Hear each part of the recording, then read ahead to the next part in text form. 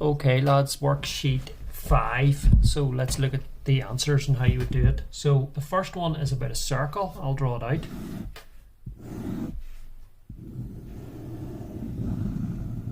Okay, and the circle has equation x squared plus y squared equals 10, right? There's a tangent here that goes down, and that is q is the coordinate where the tangent crosses the x-axis, and p is the coordinate on the circle where the tangent meets the circle. So it says p lies on the circle with x coordinate 1. So if I put 1, that coordinate is 1. If we go across here, I can work out the y coordinate of p by putting 1 into this rule where x is. So I get 1 plus y squared equals 10, y squared equals 9, y equals 3. So this is 3. So we know that p, the coordinates of p are 1, 3. Now what it's asking us to do here is find the coordinates of q. So what we need to do is find the equation of the tangent. Okay, we need to find the rule for it. Now we know that let's find the gradient of the radius. Now if you look, there's the radius going from the origin up to p. So the gradient, grad of the radius, equals rise divided by run, which equals 3 over 1. So the gradient of this is 3, which means the gradient of the tangent is minus a third, okay, because it's perpendicular. So gradient of tangent is minus a third. So I'm going to write out the equation of a straight line, which is y equals mx plus c. I know my value of m is minus a third, so y equals minus a third x plus c.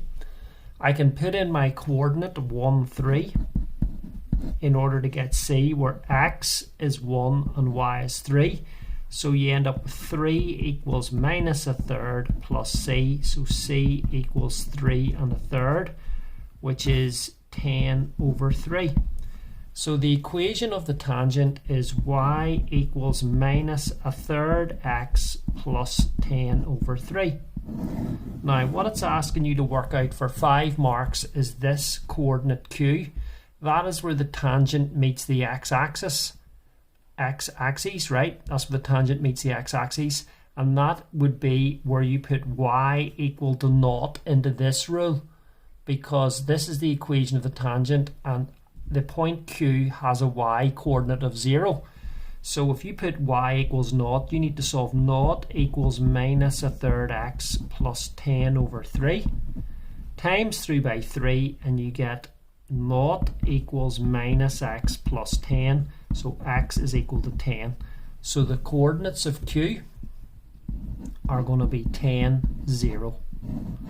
So that's how you do the first question. So to go back over it, you need to first of all draw it out. You need to find the coordinate p, which is 1, 3. You find 3 by putting 1 into the rule here for x and solving for y. Then you find the gradient of the radius, which is the rise over the run, which is 3 over 1. So the gradient is 3. So the perpendicular gradient of the tangent is minus a third.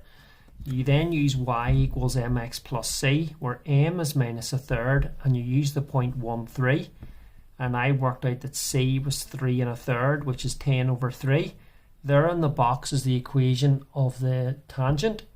And to get where it crosses here at q, you set y equals 0 in this rule, and you can solve to get x equals 10. Okay, so let's look at the second question. The second question is 10 over 3 root 5. And what you're asked to do is rationalize and simplify. So you need to times top and bottom by root 5 to get 10 root 5 over, and this works out as 3 times 5, which is 15. Now you can simplify by dividing top and bottom by 5 to get 2 root 5 over 3. So that's the answer to the second question. Okay, the next one is about converting it to a fraction in its lowest terms, 0.17272.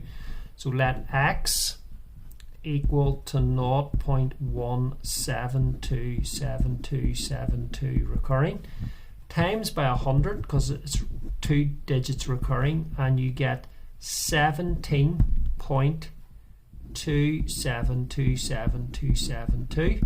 Take them away and you get 99x. 99x equals now if you take these away you end up with 17.1. So x is 17.1 divided by 99, which is 171 divided by 990. Now what we can do is divide by 3. So I'm going to divide, remember we've no calculator here, so I'm going to divide 171 divided by 3. So 3 into 1 doesn't go. 3 into 17, 3 5s are 15 and 2 over. 3 into 21 goes 7, so it's 57 over, and 3 into 990 is 330. Now we can divide by 3 again, so 57 divided by 3 I'll do down here. 57 divided by 3. 3 into 5 goes once and 2 over. 3 into 27 goes 9, so that's 19 divided by, and 3 into 330 is 110. So that is it in its lowest terms there. It's 19 over 110. Okay? So the second page of the assignment, it says, on Friday, Greg takes part in a long jump competition. He has to jump at least 7.5 meters to qualify for the final on Saturday. He has to jump up to 3 jumps to qualify. If he jumps at least 7.5 meters, he does not jump again on Friday. Each time Greg jumps, the probability he jumps at least 7.5 meters is 0.8. Okay? Assume each jump is independent, so you have to complete the tree. So let me draw out the tree. You've got first jump, second jump, third jump, right? And then I'll draw the tree out. So it says qualify, doesn't qualify. So I'll just put a Q with a wee bar on it there, right? And then the second jump will be qualify. Now it says on Friday Greg takes part, right? He has to jump at least 7.5 meters to qualify for the final on Saturday. Okay, so I'll put that in, but really you only need one branch here. So if he doesn't qualify, he can actually qualify or not qualify. And then in his third jump, it'll be qualify and not qualify. And if he qualifies there, then it's done. But we'll add these branches in anyway. 2 more branches, which is qualify, not qualify, qualify, not qualify, right? So he has to jump, right? Okay, so he's he has up to 3 jumps to qualify. If he jumps at least 7.5 meters, he does not jump again on Friday. Okay, so each time Greg jumps, it's 0.8. So this is 0.8, and this is going to be 0.2. If he qualifies, then really there's no need for a second jump. So this will be actually cast out. I shouldn't have drawn that in, or these shouldn't be in either. Okay, but if he doesn't qualify, it'll take 0.8, 0.2, and then you need, if he doesn't qualify, the third jump is 0.8, 0.2. So there was no need for these branches at the top. That's the way the tree should look there. Now it says work out the probability that he does not need the third jump to qualify. That would mean that he can have this result, which is 0.8. That means he qualifies on the first jump. Or, which is a plus, he qualifies on the second, which is 0.2 by 0.8. Now, 0.2 by, let's look at these as fractions. That's 8 over 10 plus 2 over 10 by 8 over 10, which is 8 over 10 plus 16 over 100, right?